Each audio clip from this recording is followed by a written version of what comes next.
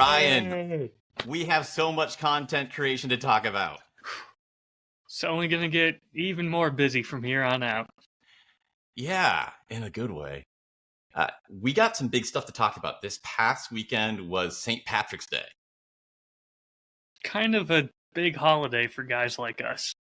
Dude, yes, it was backbreaking because for me, it's like every single thing I do. Obviously, we love celebrating it, but the stuff that I want to talk about is there's two big whiskey holidays of the year. There's Christmas and St. Patrick's Day. And St. Patrick's Day is even bigger. As you know, like you are an expert like ninja that can handle everything. I focus on Irish whiskey. So this is the one time a year that more than any time, like I have to do something. Absolutely, and you did a few things, and very well done to you on that. I'm glad you approve of that because you're setting a high bar. It felt so good to have completed something. I've been thinking about it for a while that, on different forms, I've been trying to do something about, Irish whiskey in this way and that way. And it was kind of like the final exam where like I have a better idea of how to do it in this format, like a nice YouTube video that's digestible. It's not this massive thing, but that was my first time ever doing that. Kind of left myself enough time to really get into it. And it was definitely like a big rush. Even though the time I did allocate for it at the end, it was like, holy crap, I can't believe there's so much to do to it. There's a lot of lessons learned from there. It always takes more time than you think, but if you give yourself more time, you're going to take more time to do it. That's the one thing I've learned. It was also the extra sword. Like, we keep coming back to making small pots is the fastest way to learn and become a master, and also have stuff for people to enjoy. And it's an actual fight to do that. And this topic, because it's a St. Patrick's Day one, and it's the most important one for me, and it's the thing that I really wanted to be able to look back 9 months from now and say, like, yes, I made something good for St. Patrick's Day. This is the thing I'm trying to build. You have proof I can care about this, and I've been trying for 9 months. That also makes it really, really hard to follow the small pots rule. I would hazard a guess that there might be situations where it's good to break the rule a little bit. I would not want to do what I did this past week next week. That's very fair. And hey, you saw an opportunity and you had to take it. Bravo to you for pushing yourself and getting through it. So kind of like the couple parts of that is, one, I was deciding to do a combination of, there was 3 stories that I wanted to do, and going through the process of the writing and scripting and editing, I was like, oh, we're going to be basically getting down to doing one story. Now I'm curious. I was thinking when you said different stories, long form and short form, but you had 3 other entire things that you wanted to do. This was already a ton of work I could tell that you put into this. Yeah, and I guess that I'm glad it showed through, but that was what definitely made me realize that was the right path to go. I had an idea that there was 3 topics I wanted to write on, and one, I didn't have a lot to say. So like, that would be a great opportunity to do a short. And there's this other one. Quick, just to make sure that anyone who's listening is aware of this. He's saying he wanted to write about 3 things and then picked 5 topics and wrote about that, and he's calling that one.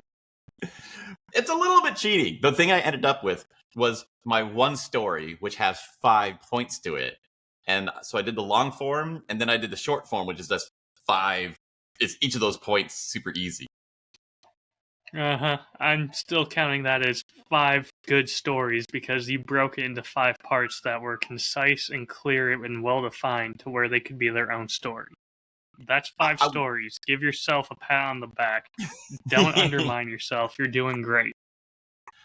I will tell you, I can see the end of the tunnel where this could work out to be really easy, that you could do really fast. But doing shorts for the first time ever, we know this. Every time you do anything the first time, it takes like 100 times longer than it's supposed to take. Like, just for example, I'm sitting there and I'm getting to like, oh, okay, so the same process of like title, thumbnail, hook, and then conclusion. Like, well, if it's 60 seconds long, what the hell do you do for a conclusion? And like, there's a billion questions like that I didn't know. So then, maybe 3 or 4 hours going into the bonus resources in that part-time YouTuber course I'm in to find the answer for that. And that was this whole other detour. I had so much of short form knowledge in my head. I'm like, well, man, now I've lost my mojo. I don't know how to write normal videos anymore. Like, I'm all like, got one thing in my head. So it was like, maybe, it was a good chunk of time to go into that realm, learn enough of it to do it, and then come back to the normal realm and remember how to do that. So I actually could do both. But that's great. And I mean, it showed. Great job on them.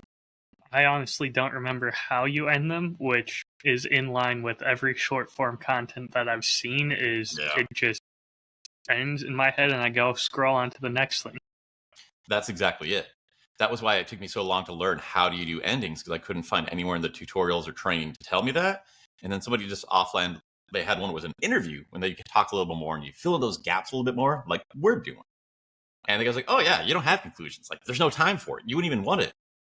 Interesting. He actually even tipped me off. Interesting. Not even having a conclusion. That makes me feel a little bit better about some short form content I've wrote, and I just end them by saying cheers. Yep, that is the exact right amount to do. At most, you'd say a question for the audience to respond to. But when I actually thought that, that's what got me jarred in my head, because I went back to the long form, which I felt I knew what I was doing. I was like, well, crap, what the crap do I write for my conclusions here? This just doesn't fit. And then I went through, came back to the first rule, which everyone should use all the time. I feel dumb for not remembering it or even needing to be taught for me. Look at what is working in other people's videos. Find a video you like. Find somebody who's not just a Mr. Beast or like a child's program. Find somebody who's doing the genre and the mood you like and go, I like this. How did they make that feel?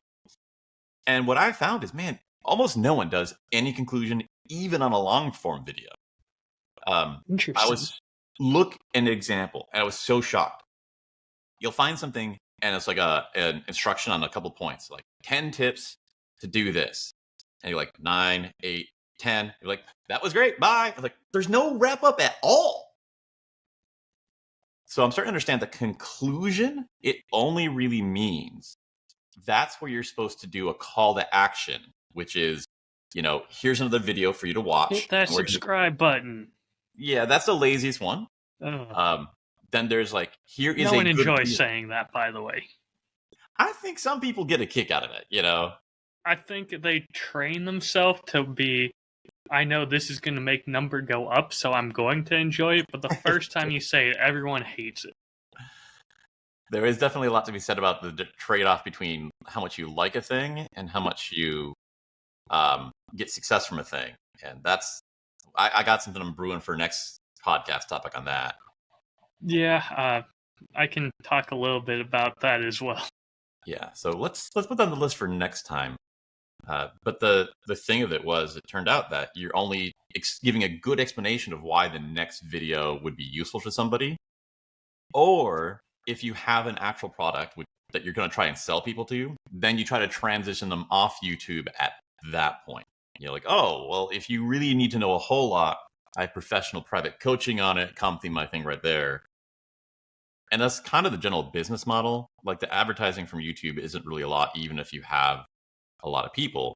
You're supposed to make a product that's really useful and then try to get people to go there and buy that. And you're basically just using advertising. YouTube is a really good advertising platform for yourself.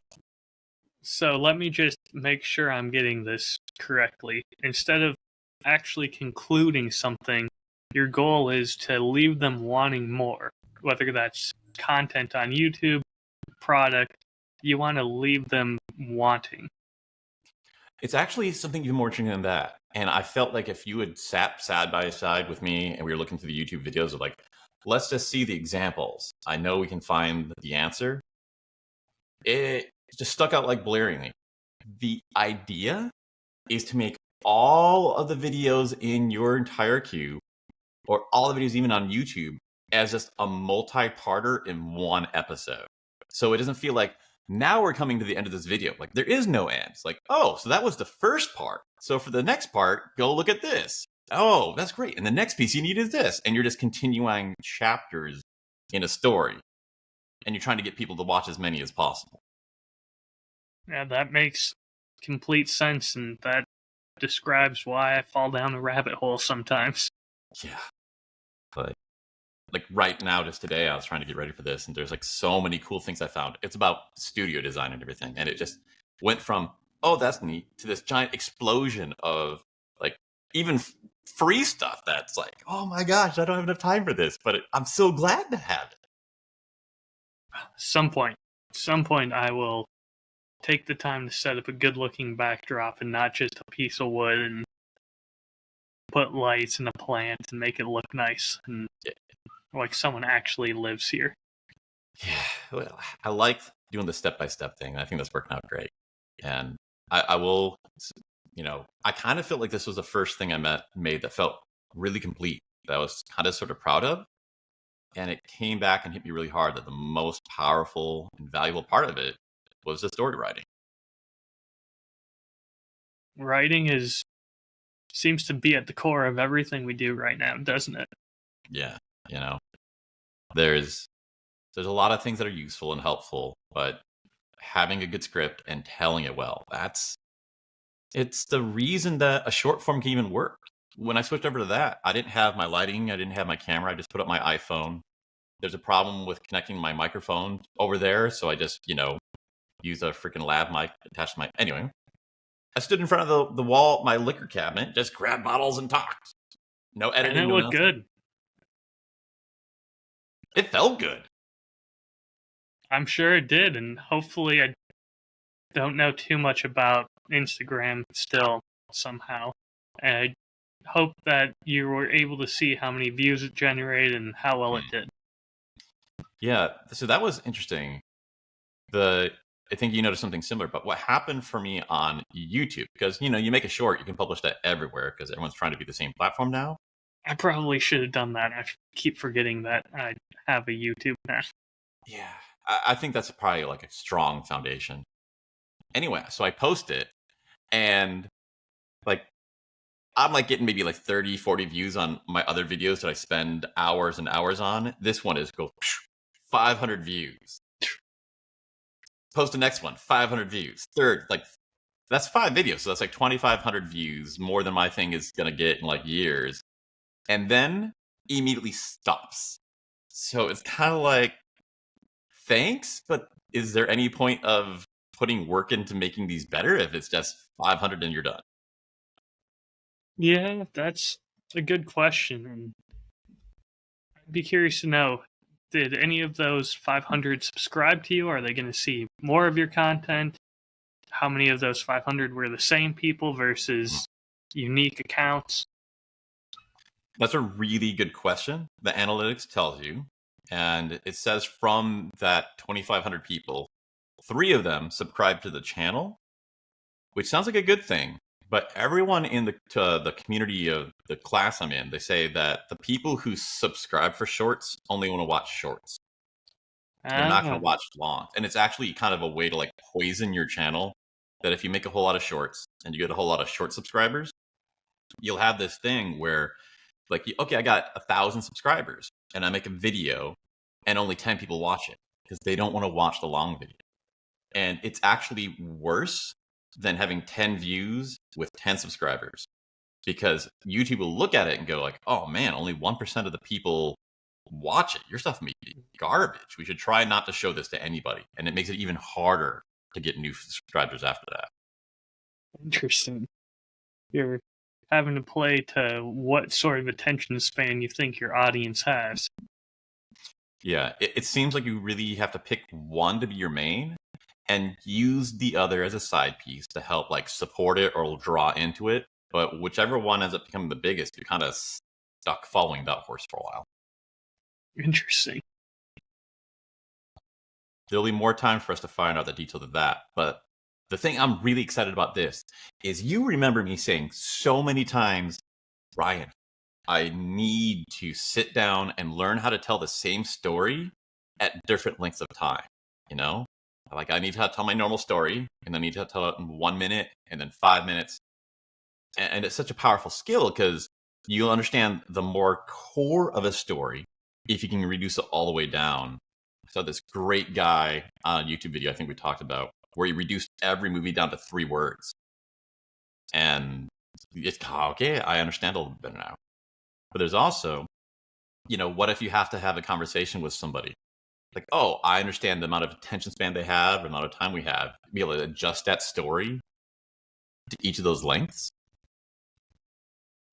This, I started off, I didn't even know how many words would go into it, like how many words is going to be a 10-minute long form video. Like shorts, it's maximum 60 seconds, and I'm panicking. I have no idea what fits into 60 seconds.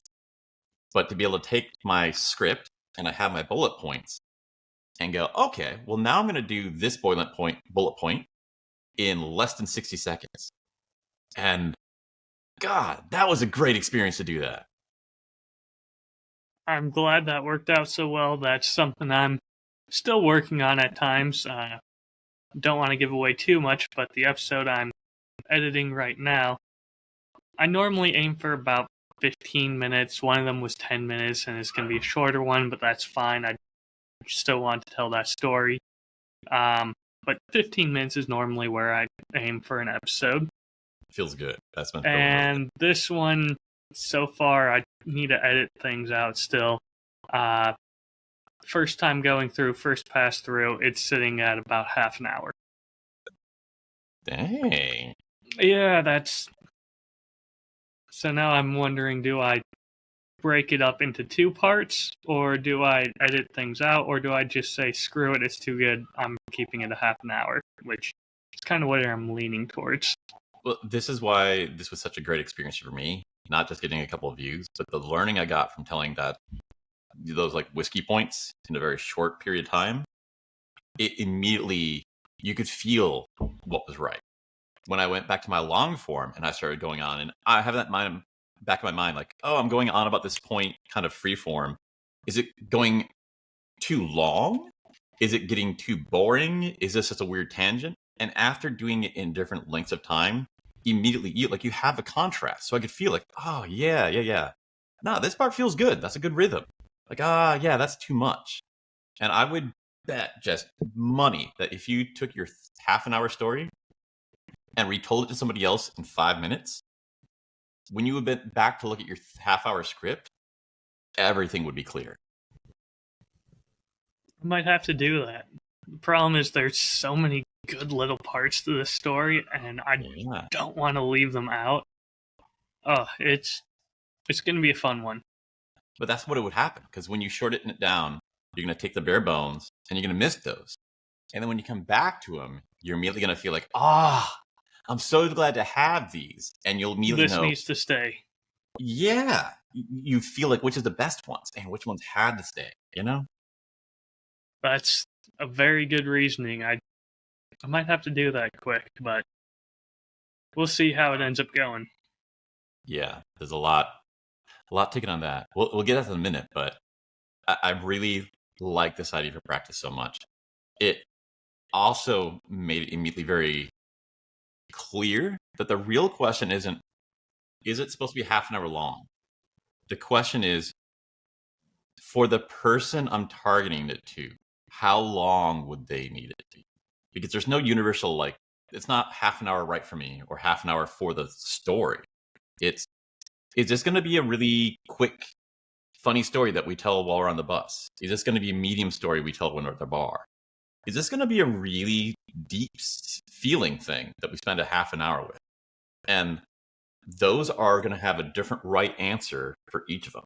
So I think the mood and tone of a story changes based on its length and changes it to fit for something else, which makes me want to ask you, like, in your mind, what do you feel? Like, who is this for? And what tone are they going to have? And what kind of look in the eye are you wanting them to have when they hear this story? I get the feeling that just how crazy and how enjoyable the story is going to be. I think I can hold someone's attention for a half an hour and they won't even realize it. Yeah. I want this to be the type of thing where they'll just click play, expect it to be 15 minutes, by the end of it, they'll be shocked that it was longer than that because they won't have even realized it until they look at a clock.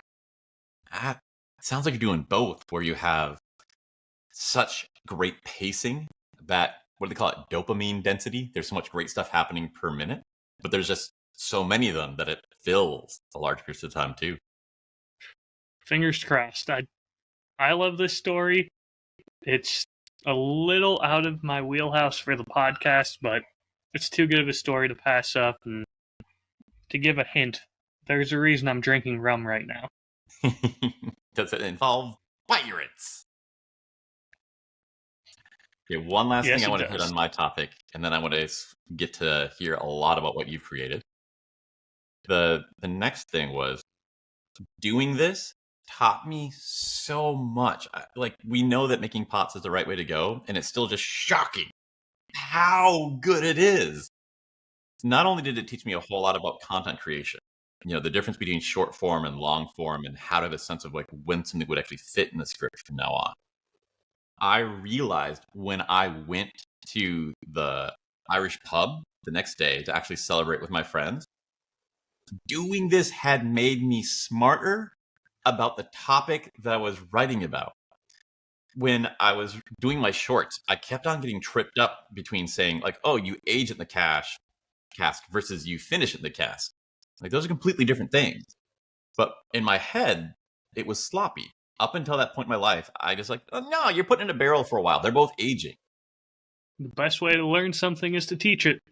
Yeah, you try to do it. You hear it coming out of your mouth out loud, and you're like, no, wait, that felt right, but that's wrong. And actually got that clear in my head. And then that night, I was at the bar with a friend, and we were talking about the things I'd done.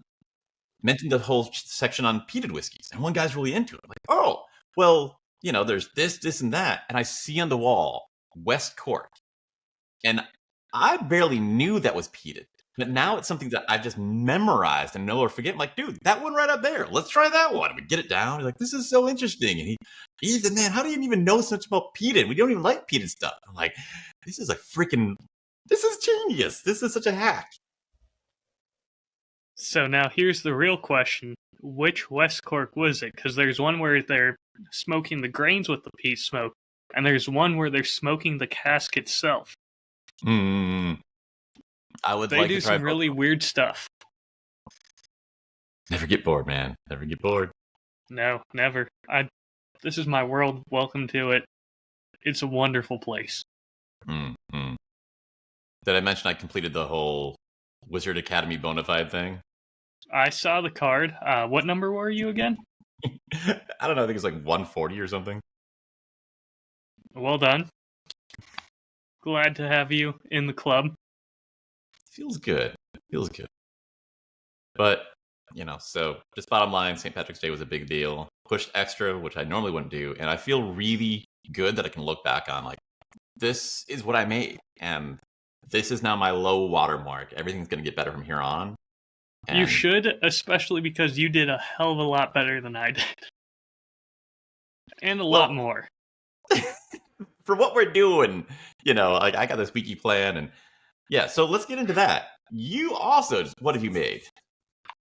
I made a short video for St. Patrick's Day, and boy, was it rough. It was not great, but I enjoyed it.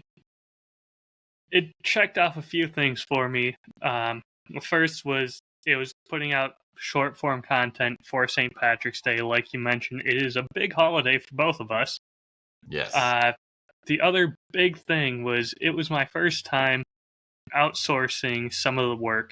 So I used ChatGPT to write a very, very rough draft for me. And I think I ended up using one sentence from it. And that was about how the streets come alive with music and dancing. And yeah, that's normally not me, but it sounded good. So let's steal that, and everything else I'll rewrite in my own words. But like you mentioned, it was a great jumping off point. It saved me a little bit of time from writing that first rough draft. A few things that I definitely need to improve, and namely the two things that I need to improve is the volume of my voice was way too quiet. And the second was I edited this video and had uploaded it to TikTok for my first ever TikTok. What I didn't realize is if you upload to TikTok, you can no longer save it without the watermark. You have to do that while it's still in your drafts if you want to avoid the watermark.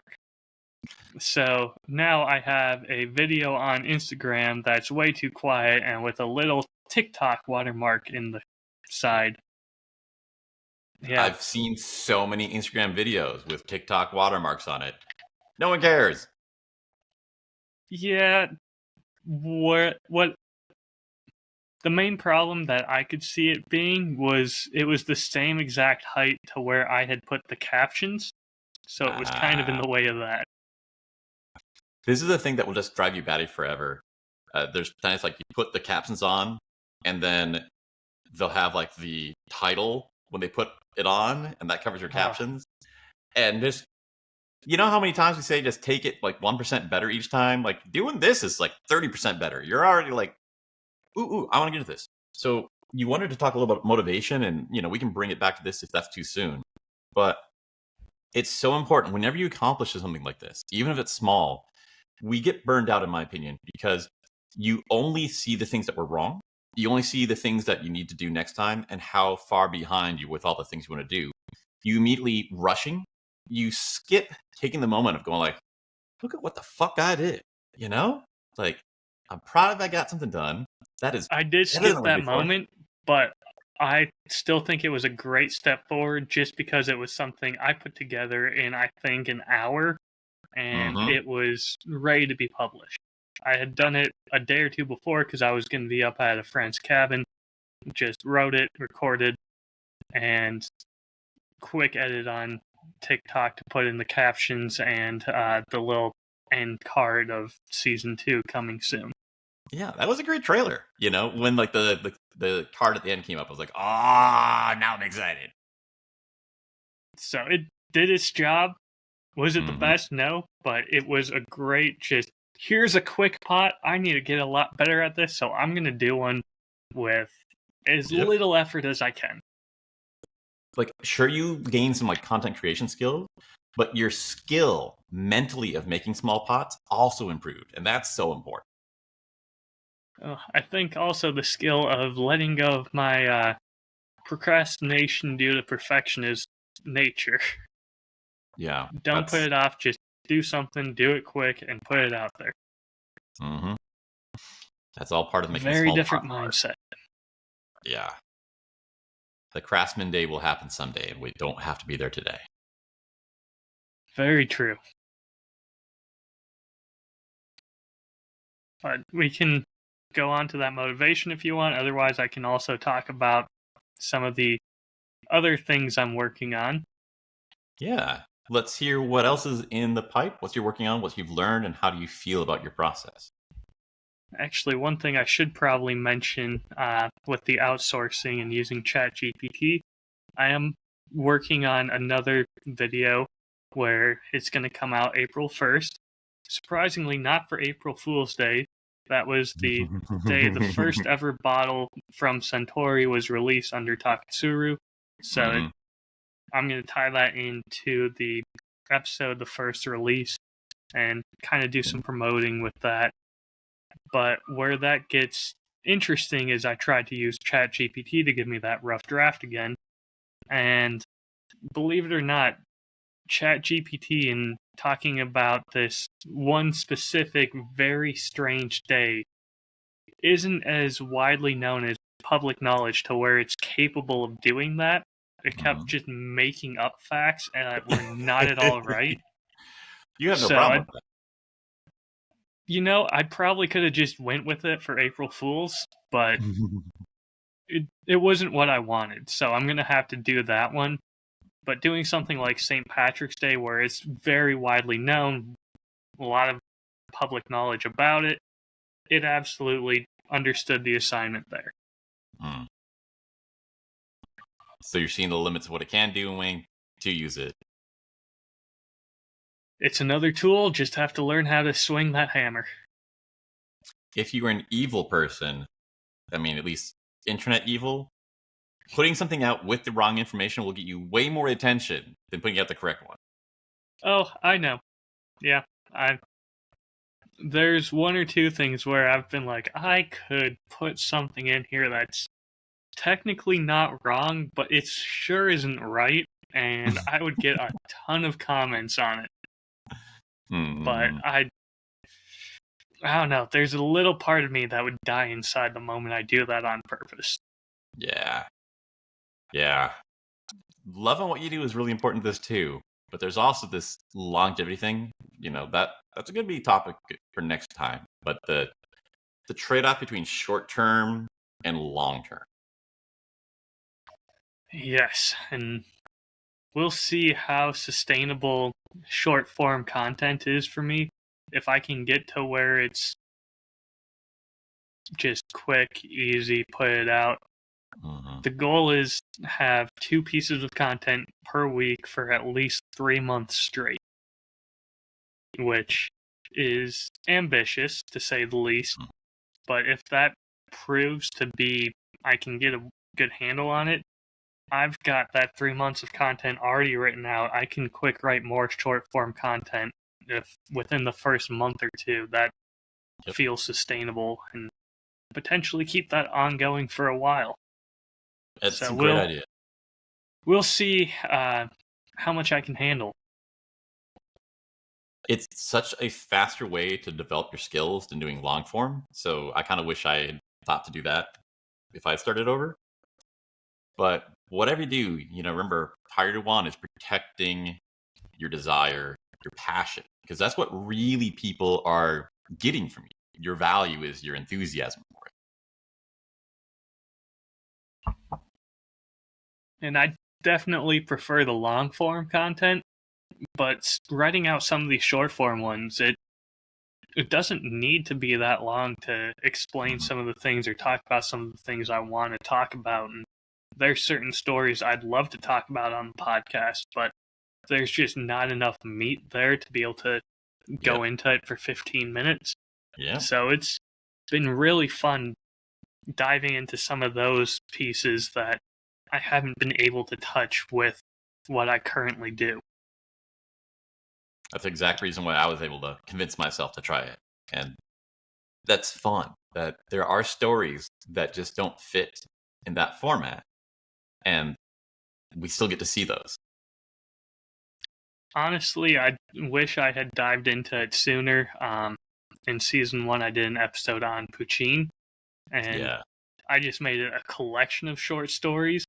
I could have absolutely broken that into 3 or 4 different little short form contents rather than trying to push them all together into one big one. I think as we get used to trying both formats, we're going to find doing both becomes easy. Where, man, this works great as short form. Oh, it also makes it great as a combination collective. And I don't understand it yet, but I felt that a lot. When I did my short form, I didn't just split it into 5 pieces. Each one had a very different tone and length for each version. And it was wild how rapidly each of that felt natural. And I was like, oh, this is just something we do now. Hey, I'm excited for us both to get better at it. Yeah. So you want to talk a little bit about motivation? Yes. I don't want to get too in detail into what happened, but had some personal issues come up in my life, and it really just drained me of motivation, and I lost all my momentum for any projects I was working on at work. I think I spent a day or two just laying on the couch, and part of that was I was hungover the next day, and another part was just didn't want to do anything. And trying to go back to working on this in my spare time, all of it, it was just, man, I don't know where to begin even. It just seems overwhelming looking at it from that outside view now that I'm there. And you had luckily messaged me in, I think, day 2 or 3 of this, and had mentioned how important momentum was. And it was just a light switch. Oh, this is why this is why I'm struggling. This is why once I get going, everything will seem clear again. I'll understand exactly what I need to do. I just need to get that ball rolling again. I need to start building up that momentum. I need to start doing anything. Yeah. It feels so hard when you have that feeling that I have to have momentum, because you'll always have different levels of momentum. But if you feel like you have to in order to do anything and you don't have any right now, then you're just stuck. But all of those things that people have told me where, well, find the easiest and most fun thing and go do it. And if that means, well, I'm going to make a really short thing that's just for me and it's not getting published anyway, that you do it and you feel it and you remember the love you have for it because you're doing it like 0% for success and 100% for your enjoyment. And that gets like, oh, well, yeah, that reminds me of, I like to do this thing.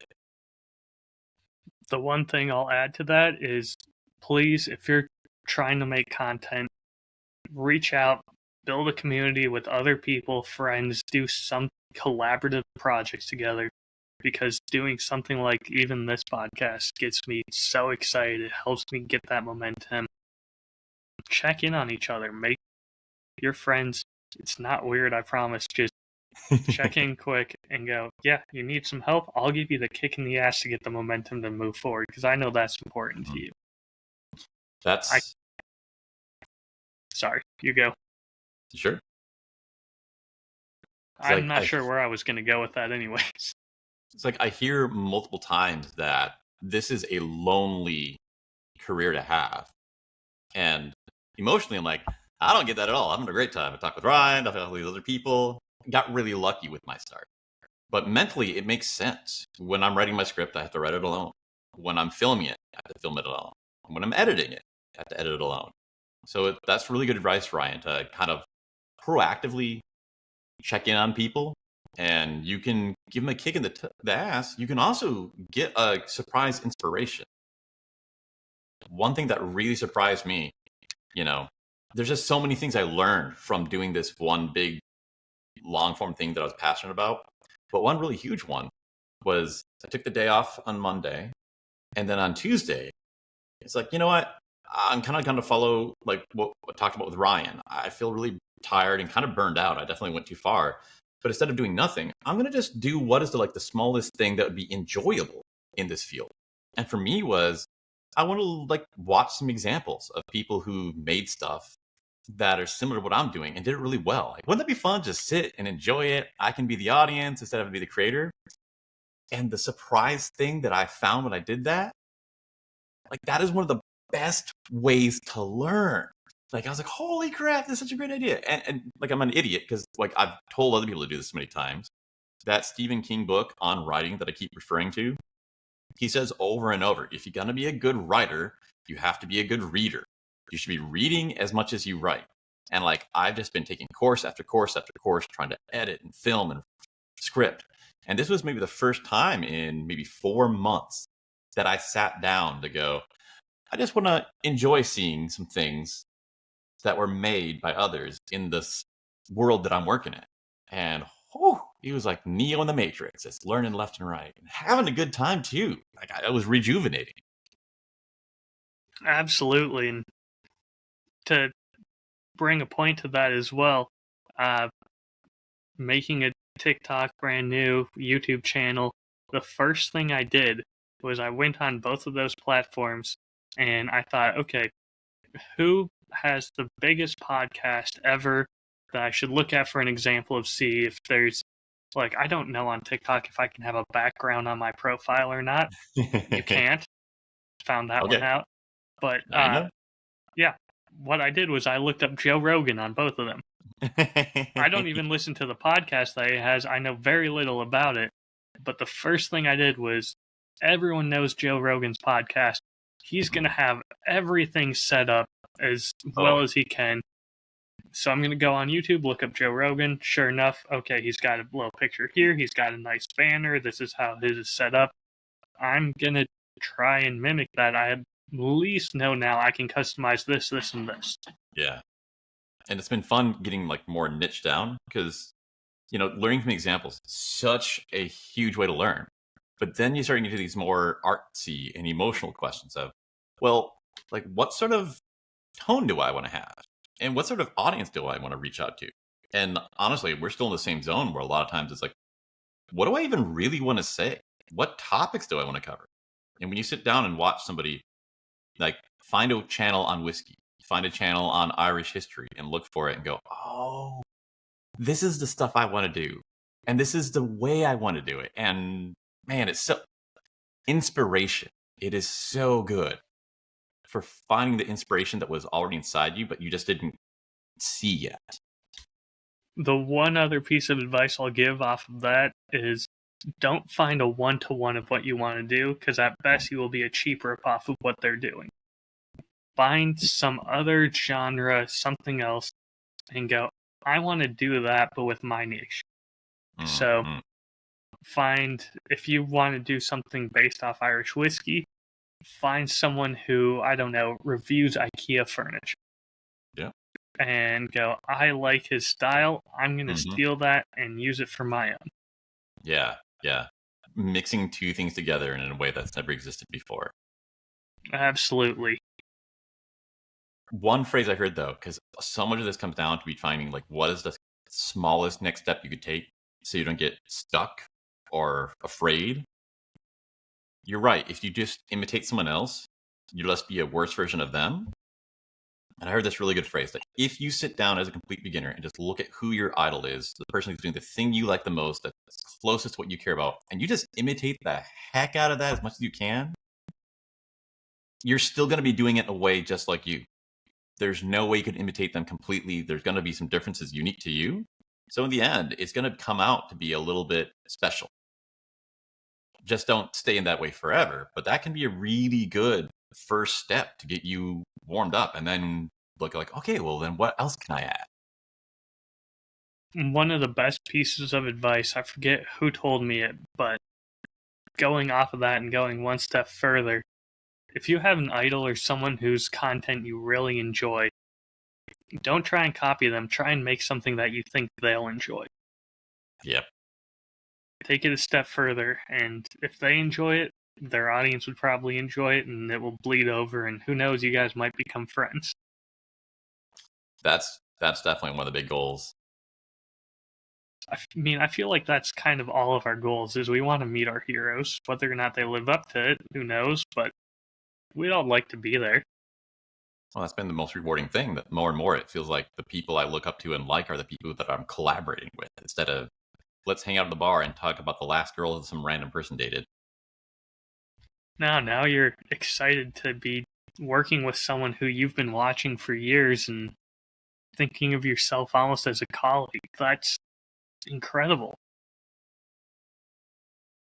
So next thing I wanted to bring up a little bit was writing in batches. Kind of a short dip in this, but when I did this Irish whiskey thing, I should have published something for a previous video on that Monday. And I thought, something inside me just calls me that it's going to be really great to write like a couple things about Irish stuff at the same time. And once I started doing that, it kind of fixed some more difficulty I've had in writing, where instead of just writing one thing and this, we're sitting down for 5 hours, got to write the next thing and the next part and the next part, having multiple things that were open for me at the same time, whenever I'd get stuck on one, almost every single time, I would have some other ideas for one of the other things that were in my queue. And so instead of being like frozen or stuck or frustrated, the creativity was just going everywhere. It was kind of like the best, and I've heard about this in the classes too, that is actually the best way to make content. Like, it's really hard if you sit down and go like, I have to make one and do it at the beginning and then publish it. If you have a whole bunch of things on the stove at once, and then you can like have them coming out whenever they're done, it definitely means you have a lot more of a runway of nothing coming out. But then you have this really easy to maintain creative process. What it felt like to me is writing, it feels like there's two types, and you need both to complete a single piece of art. One type is like a hose, where you have a whole lot of ideas and you just pour it all out and you just turn up the volume so it pours out faster and faster and faster. But then there's going to be other parts, and maybe you can tell me more about what these are. But it felt like there's a character difference where it's like a sponge. That there was these some parts in that same topic that had to be done like a sponge, where you take the sponge, put it in the water, you have to wait for it to soak up. You can't soak it up faster. You just have to wait. And, if you had 3 things with 3 sponges happening on it, like, okay, well, now I'm getting an entire hour's worth of work done, but I couldn't squeeze one of them any fast. Absolutely. I think that's a great analogy. And honestly, I think it comes down to writing in batches like what you did is going to get you a more consistent product, just going from one to the next. Because if you're stuck on a spot, jump to a different project, naturally you might get past that, and now you'll know, oh, this is the direction this one should head into. And you'll just eventually make a format for your content to follow, and you'll have a better idea, versus if you just try and do one, that could go anywhere, and you have no idea. You don't know how to reel that in yet. You don't know where it should be headed. But when you have 5 other ones that you're working on at the same time, you can kind of tell where they all naturally want to go. Yeah. There's so much about context, because all good stories, it comes down to it has meaning. And if you're so focused on one side of it, you can't see the meaning of it and how it connects to other things. Go out, do something else that has meaning to it. Like, oh, these 2 really matter because of this. Oh, that's the same reason I need over here. But you're not going to see it until you go out and get it. It's part of the fun of writing is you need experience. All right. So the next part is we wanted to talk today about some of the technical stuff of YouTube format. Really great kind of in-depth, almost behind the scenes stuff that I've been getting from this course. And the 2 parts I wanted to talk about were the topics of browse versus search type content, and then a little bit more into the real deep connection it's almost like its own artistry of connecting title, thumbnail, and hook. So starting with browse and search, I think this is the most important thing to know first. Basically, I would have never guessed this until it was pointed out to me, and now I can't unsee it. But there's 2 ways that you could get a lot of views. One is through search. That's where someone types in on the page, I'm looking for how to make a hacksaw to murder my wife. And then how to fix an alternator on a Nissan Altima or something. That's basically what my brother's channel is all about. It's doing really well. They're great, the other one, but they have a very set purpose, and you're only going to go to them or find them for that set purpose. And browse is something where it's not really focused on the topic, but it just happens to look interesting. So these are a little hard to describe. They tend to be a little bit more emotional or mysterious. Some people do it like clickbaity. So, generally, like the things that are most super popular, I think you're going to see where we're going with this, are of this type. Things aimed at kids, things like Mr. Beast, where it's like, big emotional face, exclamation point. It doesn't explain what it's about. So you have to click in order to see what it's about. The way this works is that for the search stuff, you're only going to get viewers who are interested in that specific thing. So it's kind of like a really safe thing. It's super critical for beginners when you're just starting out. You don't have any viewers or followers. But it has a very hard ceiling. All the people who are interested in that specific topic, that's all you're going to ever get. For browse, that is something that YouTube has the limits on. If it thinks it's interesting or it's getting clicks, it's just going to keep showing it to more people on the browse page and more people and more people. These are basically your lottery ticket videos. It has the potential to explode super huge, just millions, hundreds of millions of people, no matter who you are. Even if you only have 2 followers, if you plugged in the right video, it would have the chance to explode really big. But with search, a lot of it's really determined by just how big your audience or topic is. You're not going to have a viral video by posting how to fix a car, how to fix a leaky sink or faucet. You need something with that emotion. You need something where it's trying to draw people in, whether that's anger, disgust is a good one. I mean, Yep. you go onto YouTube and look up cocktails.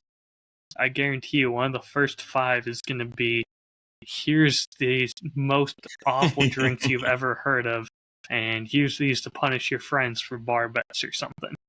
Exactly. So the first and most important part of this topic is either of those can be done well, either is going to be beneficial, but the thing is you have to pick one and focus on it.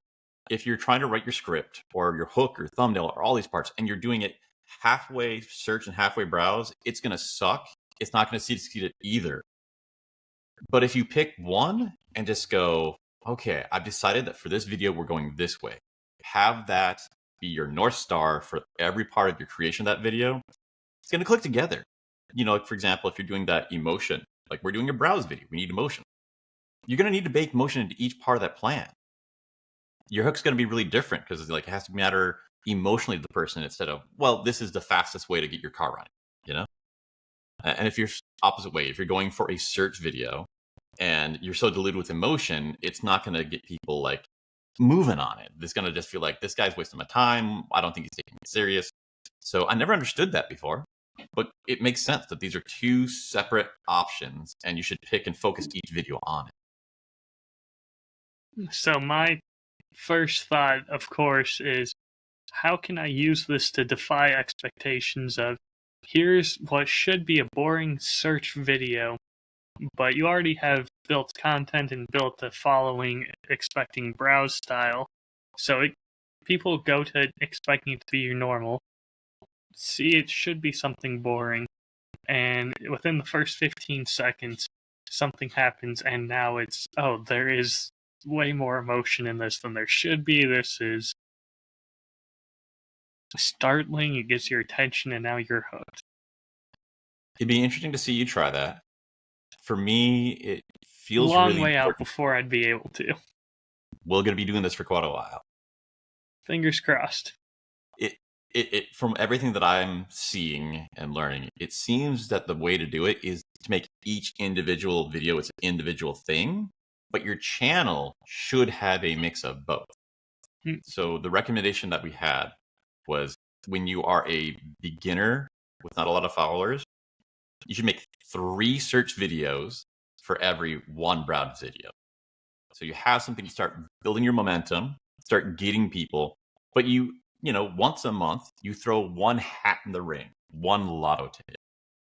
Another thing is the search videos kind of never die, but the browse videos, after they explode big, they kind of like don't have any more interest anymore. They can get you a lot of followers that you have to like then support. But if you keep making these search videos, you have this guarantee that your channel is going to keep growing. That video that you made 6 months ago that only gets 10 videos a week, it's still getting 10 videos a week stacked on to the next video and the next video and the next video. And now you're getting like, 100 videos a day just because you have so many of those. This sounds very similar to the short versus long form content we started this out with. It's all a lot of like that. Okay, so the next thing and the final thing I wanted to get at was title, thumbnail, and hook. Yes, and so I remember just from the class with Brushwood that he talked a lot about putting a hook and syncing a hook in your videos, content, whatever you are creating. And he mentioned have a hook at 5 seconds, 15 seconds, 1 minute, and then the 3 to 5 minute mark. But it sounds like with how we've been talking in previous episodes and just the theme of this one, that you're using that title and that thumbnail to be an additional one to try and set that hook even earlier and get that attention. Yeah, so it goes forward and back. So in this terminology, they actually refer to the hook as the first 30 seconds of your video, which is a series of hooks like you're describing, because you absolutely have to have a bunch. But it completely changes the direction of how you design your script and even your story if you plan that this is the spicy take that's going to make the first 30 seconds interesting. But you're right. Also, like the hooks are going before that. So the interesting style with this is there's kind of like the advanced thing that I'll get to later. But the standard version is when you make your thumbnail, we know that's important. Don't repeat in your thumbnail what you're saying in the beginning of your video, because they'll already have read it. You mentioned that last time, right? We did? Yeah. That sounds vaguely familiar, and I'm not sure anymore if that was on the show or if that was you texting me something excited going, oh my god, this makes so much sense. Why did neither of us think of it? Yeah, this is definitely something I'm excited about. So yeah, like don't repeat your thumbnail. Don't remember your title. That should be completely fresh new words. And you get to like the actual beginning of the video where you start your verbal spoken hook. But you can have like a little gap between all three of these, which kind of turns into a little, miniature hook between each of them. So there's kind of like beginner, middle, and advanced. And beginner is, top 10 ways to drink a beer. Title, top 1 ways to drink a beer. Hi, welcome to my channel. Top 10 ways to drink a beer. We're going to teach you the top 10. Like, you've already lost them. Then there's kind of like, beer better. Okay, what's going on? Top 10 ways to drink beer. Okay, that's connecting to the next stop. You haven't repeated. And then you begin like, so grab your can. Like, we're already in the next step. But you can even go further, where you go from the search style. When you start going to the browse style, you want to have an either larger gap of mystery to heighten that emotional thing. Like you keep talking about, emotions take time to process and build. So if you give more time with someone to think it, it'll get more intense. So I don't know what it'd be if it was like your thumbnail and the words in it was just, beer, bad. You're like, what the hell? I like beer. What are you hating on my beer for? And you got like a quarter second before you get down to the title to read that. And you're already a little bit agitated or want to rise to the defense of beer, and the title right there is, how to defend beer from being banned in America. And like, oh yeah. And then you start the video and you're into this deep down the road of whatever story you concocted that seems to imply it's going to save beer from being a band, which is probably a red herring. But you see where we're going with these larger emotional leaps instead of just clickbait. Yeah, there's clickbait is the right way to understand. That's the extreme. I think there's ways to do all of these where it actually leads you to the thing we're literally talking about, but just with these gaps. So instead of walking down a path, it feels like we've just been running off of like Evel Knievel ramps. So it's more exciting. That sounds better. I like that a lot more. It's harder to do, so I can't come up with an example on the fly, but I think you got what I'm saying. Well, let's go with your drink beer better. So I would do a title of You've Been Drinking Your Beer Wrong. And then have someone just absolutely drinking beer wrong, like using a can opener to open up the bottle or open up the bottom of the beer can, and have that be the thumbnail. And then at the start of it, let's make your drinking experience better, and then just set down a can of beer and just go from there. And there's a lot of fun ways you could do these. And I think when you get brainstorming, you see like many different options. It can significantly change what your entire text is going to be. And that's why it's important to do it in this order. So you can keep having the high level charged. You don't have a half-assed version of the body stapled onto this.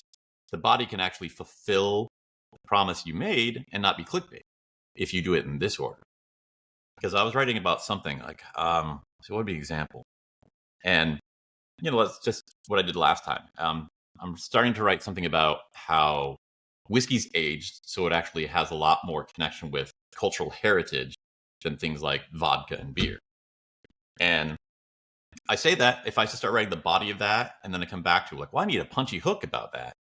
It's going to be something about, here's how it works. Isn't that interesting fact? Let's go back to the university. But if you sit there and think about it, like what would be really emotionally connecting with the audience?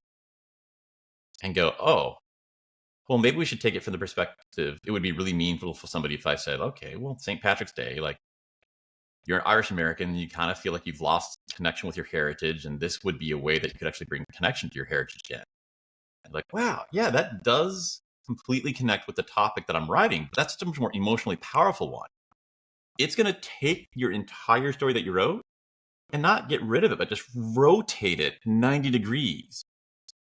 So if you have those in bullet points or just like still just brainstormed, and so you can write that story with that new idea, it's not like you had a hook and then it went into the body. It's like the hook was your true emotional core of this story. And then the story was designed to do that. Interesting. I like almost using the hook as a mission statement, or here's the driving force. Yeah, I'm going to write that down. Mission statement. And that's where you get into that stuff we talked about last time, where you could tell the same story or the same events multiple different ways to cover a different side of like, well, why did it mean, what did it mean for like, these people? What did it mean for, like the concept of life? What did it mean for the concept of like money? And so you get to that, like, oh yeah, like, for this story, if we focus on this mission statement, we would tell the story that way, enhancing it. I think it's going to make your videos better, but I honestly think practicing this will just make novels you write or copyright you make, your scripted radio podcast you make. I think it'll make your writing for that too, doing that. Interesting. I'm excited to play with that more. I'm realizing it's kind of this hero's journey style, where when you're writing your videos, it's easy if you pick a structure first. Like, okay, I'm just going to do like, 5 points, top 5. Or I'm going to do it in like a triplet part or whatever. And if you sit down, like, I could rewrite anything, even the thing on the desk that I put together, as a hero's journey. Like, throw that into ChatGPT. You're like, I don't see how this possibly could have any emotion. And it'll tell you, like, well, figuratively, you are the guide for the viewer. And it'll like show it up. I'm like, wow, you could make a very emotionally charged browse style kind of thing. Sort of like you were talking about, where you're going to take something and then twist it into a very emotional thing once you get going. I liked that. I really like that. And it's one of the reasons why I love this podcast, is it brings out so many just great ideas I've never even considered. And I can't wait to play around with it now. That's going to be so much fun. Play around with it is exactly the right word. I do want to jump back from the hook for a second and go back to thumbnails and title cards, because we've been focusing it on YouTube videos primarily, but we have a podcast where it's typically one thumbnail, and that's the thumbnail for every episode. Okay. So I just want to hear if you have any thoughts, first of all, on it, and then I'll tell you some of the things I've noticed is kind of a trend in the bigger podcasts out there. Could you repeat the question again? I just want to hear if you have any thoughts on thumbnails, what they should be, what they should look like. What do you think the trends are for them in podcasting compared to videos? Yeah, in podcasts, that is an underdone genre, because like, as you've seen, we're just using our faces stitched together side by side. Well, we've got the great logo of the crane, and it's just green behind that right now is kind of our thumbnail if you go on Spotify. Yeah. Okay, so I guess it's two different questions. So if we're talking about a podcast that's on YouTube, like Joe Rogan, Diary CEO, or our podcast, there will be a different picture for every single episode. And in that case, there's a lot to do with it. But I think you're asking about just a single thumbnail for the entire series. Yes. Yeah, I've been thinking more about that, because like the thing that rabbit hole I was running into today about designing studios, man, the guy was a genius, and he's getting into like what mood you're trying to create and how to do it. So definitely, I think that's this interesting spot where you're creating magic with such small hints. Just, what does this font imply? What if it's spaced out a little bit further across instead of crowded together? How does that feel? Even before you get into the colors that you're adding. So I'll tell you the two things I've noticed typically in some of the bigger podcasting, whether it's Joe Rogan, Bert Kreischer, any of those bigger shows, the two things that I've noticed is it always has their face on it. Yep. They always have themselves, the host, they always have their face in the logo. And then it always has the name of it in big, and you can read that. And then in smaller text that you can't read without clicking on it, it will say their names. And you're always able to go and find their names, but it's still there. Those are the two big things. And right now we've got Foundations of Creation. Might be able to read that if it's a smaller image, but we don't have our face on it yet. Yeah. I really enjoyed making that animation and doing everything, but everything really comes down to connecting with the person.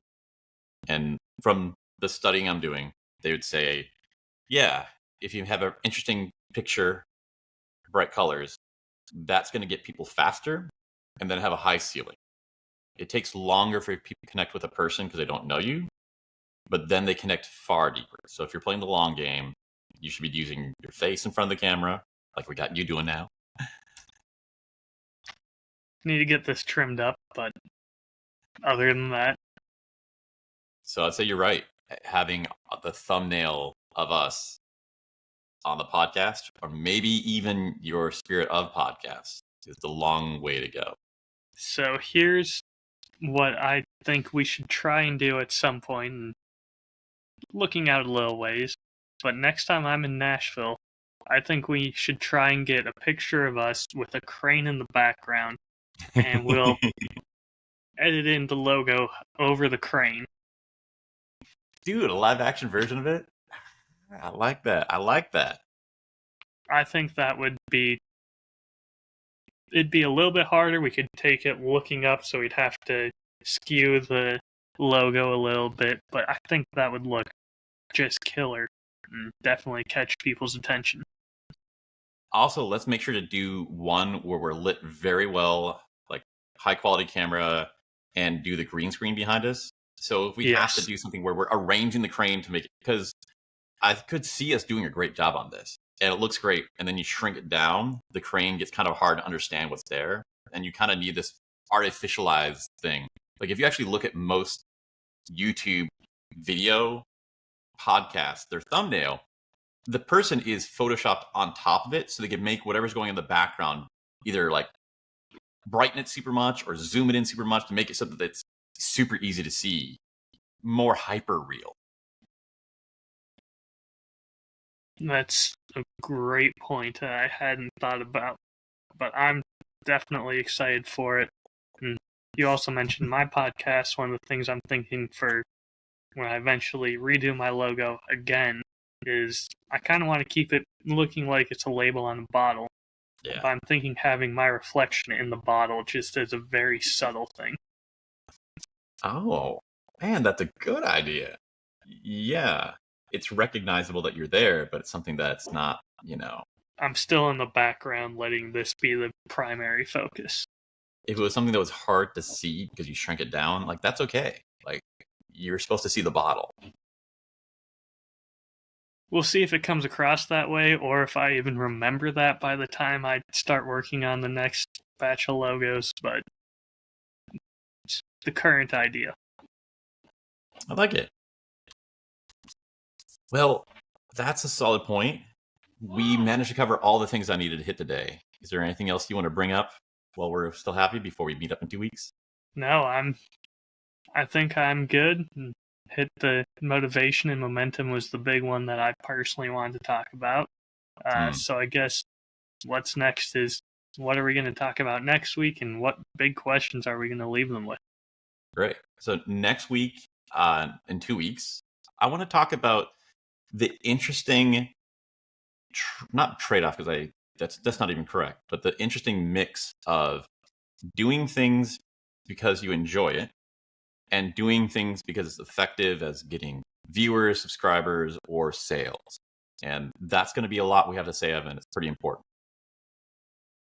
So I will say I did kind of cheat and loaded the question. Mm-hmm. not quite a week. It's just over, but I did request we're going to do a special mini episode, we'll call it, for when I finally release the start of season 2. And that one's going to be focused on the moment of release of this is now out into the world. I can't do anything to change it.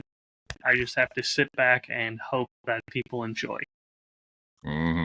So we'll see how much of an episode that is, what it turns out being, but I'm very excited to open up and let you guys know what that is like for me firsthand. I'm sure you can speak a little bit to that as well, and should be a fun time.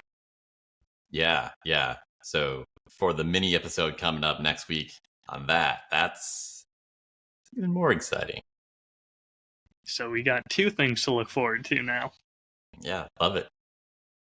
Is there any question you want to leave the audience with? Ooh.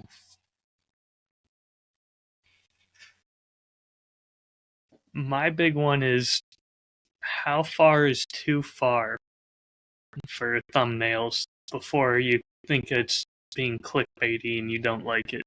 Like, I went and watched your longer form St. Patrick's Day video just before this, so that way I knew what we would be talking about. And I saw the little box saying, watch episode 15 of this show. And you had a great expression, and I was sitting here, not great. So at the start of this episode, I tried to be a little more expressive, a little more excited. I need to get a professional editor so I can slice out.